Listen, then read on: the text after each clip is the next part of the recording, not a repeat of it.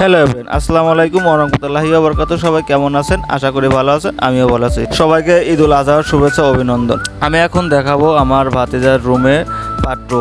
যাই হোক, গতভাবে দেখাইছিলাম যে ভাতিজার রুমে যাওয়া প্রাইভেট কারে। এখন আমরা ভাতিজার রুমে আসি, ভাতিজার সাথে কাটালাম এবং ভিডিও করলাম। আমি ভিডিও করার পরে আপনাদের দেখানোর চেষ্টা করলাম যে যারা সৌদি আরব প্রবাসী থাকে তাদের জীবন যাত্রা কিভাবে হয়। যাই হোক, এখন আমরা ভাতিজার সাথে কিছু সময় কাটালাম।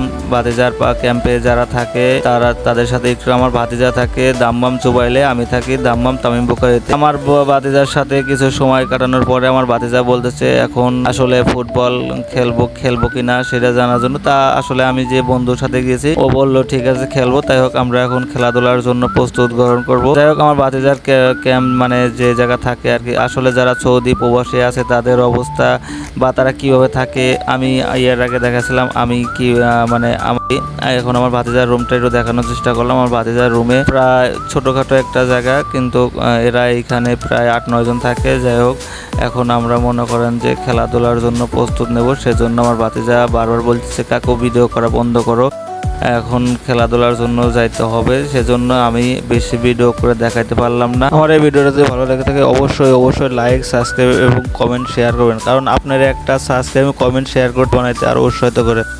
যাই হোক, এখন আমরা খেলাধুলার জন্য প্রস্তুত হচ্ছি। ভাতিজার ক্যাম্পে যারা থাকে তাদের সাথে কথাবার্তা বলার পরে আমরা তাদের আমরা জার্সি পড়লাম, পড়ার পরে ফুটবল নিয়ে খেলাধুলার জন্য চেষ্টা। অবশ্যই আমার এই ভিডিওটা সাবস্ক্রাইব এবং তৃতীয়বার দেখার জন্য অবশ্যই লাইক, সাবস্ক্রাইব এবং কমেন্ট করুন, কারণ আপনার